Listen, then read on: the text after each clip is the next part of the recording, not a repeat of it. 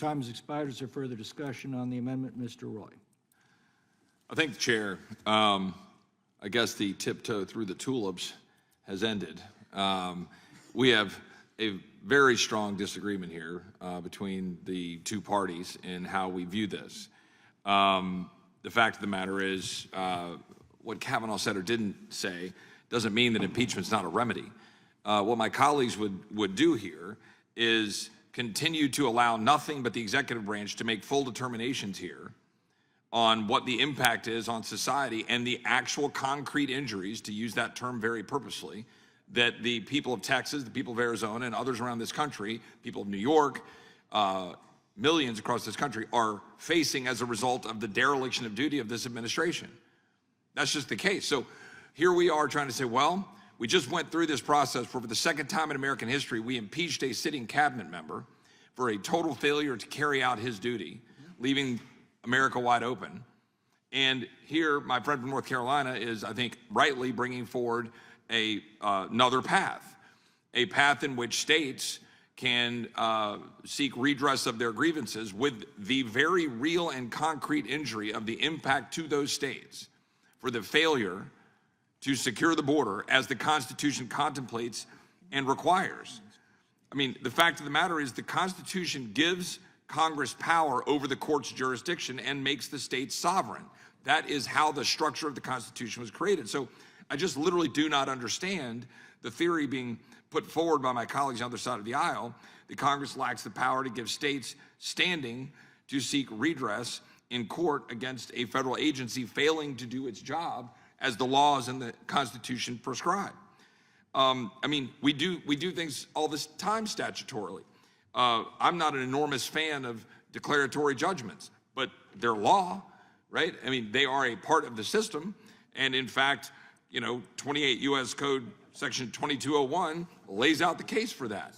The fact is, what's the problem with allowing sovereign states like Texas or Arizona the ability to take advantage of that when the federal government is derelict in enforcing its federal law? We have gone over this time and time again here in this committee, and I'm happy to walk through the updated numbers because they're much more horrific than the last time we raised this issue here in terms of the impact on Texas, the impact on communities, the deaths and the destruction, the children dying from fentanyl poisoning, the immigrants dying, the state of affairs and its impact to Texas, $12.5 billion. These are very real injuries. Will the gentleman yield for a question? Let me finish. I'm happy to engage on that, but I mean, and respect the gentleman, and his thoughts on this kind of thing. But I'm mystified here on the extent to which we are ignoring the reality that's before our eyes. So my colleagues on the other side of the aisle would simply say the executive branch can do whatever it wants. That is the natural result of what my colleagues are saying. They're saying, okay, and again, forget our differences of opinion right here for just a moment on the actual facts before us on border security and immigration. My colleagues on the other side of the aisle want to say, fine, use asylum, use parole, whatever, come everybody around the world, come to the border, get released, we'll figure it out later. Okay, oh, you need to pass a bill that spends lots of money so we can go appoint a bunch of asylum officers to go process all this, which we're in fact creating by using asylum and parole to dump lots of people in the country. Okay, let's just say we just disagree on this. Put all that aside. If the federal government, if the executive branch of the federal government is not doing something, and Congress is saying, wait a minute, you're not doing something you're supposed to do, the Attorney General of the United States just stops enforcing the laws, just stops doing it, and just sits there and lets criminals run amok under any administration, Republican or Democrat. What is the redress of the people in Congress, or what is the redress of the people in the states? And what we're saying here is, well, sorry, yeah, you can't impeach a secretary for a complete disregard of his or her duty to carry out the laws. That's what my colleagues on the side of the aisle would say. And we've got a situation where we're saying we can't create a clear path for standing for or expand upon standing jurisprudence here by our act in Congress to say Texas can go into court and say, guys, you've got to actually follow the law. That defies all common sense and it defies any understanding of why the balance of powers and the separation of powers, Congress's ability and the court's ability to check the executive branch, as was laid out by Justice Alito in his dissent. I yield back. The gentleman yields back. Who seeks recognition? Mr. Cohen's acting. The gentleman from Tennessee is recognized. Firstly, I'd just like to say there is a remedy, Mr. Roy. It's very simple. It would involve Texas not being in the SEC and not having an American League team, stay in the NFL and the NBA, and secede from the country. The NFL would be happy to be international. The NBA would be. Now, the SEC is different. It could be an all-American thing. But that's an opportunity. You're tossing bait out there, and I might jump on it. I yield to Mr. Nadler, a unionist. Thank you. Let me begin by saying that most of what Mr. Roy said is irrelevant. It may be true or not true that the administration is doing a good job enforcing the law. Secretary Mayorkas' impeachment is clearly not valid because no one alleged high crimes and misdemeanors. Essentially what was alleged was maladministration, which was rejected by the Constitutional Convention as a grounds for impeachment.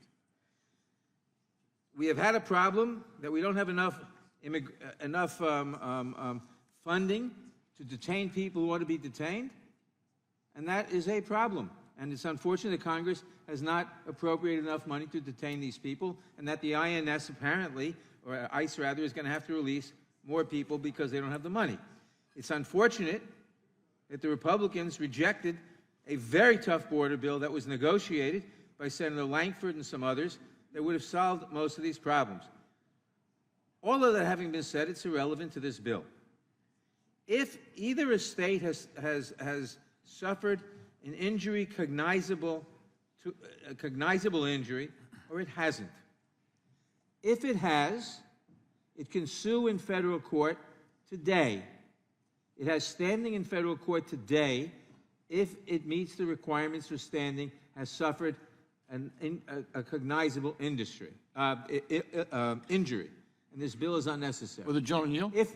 If on the other hand, it has not suffered a cognizable injury and therefore has no standing under federal constitutional law, this bill will be ineffective and do nothing, because standing is a constitutional, not a statutory requirement.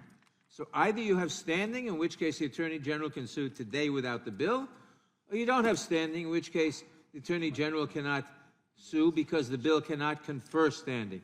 Standing is a constitutional requirement imposed by the Supreme Court as a function of the separation of powers, and either a state has it in a given case or it doesn't, and no bill purporting to grant it has any effect. And now I'll yield.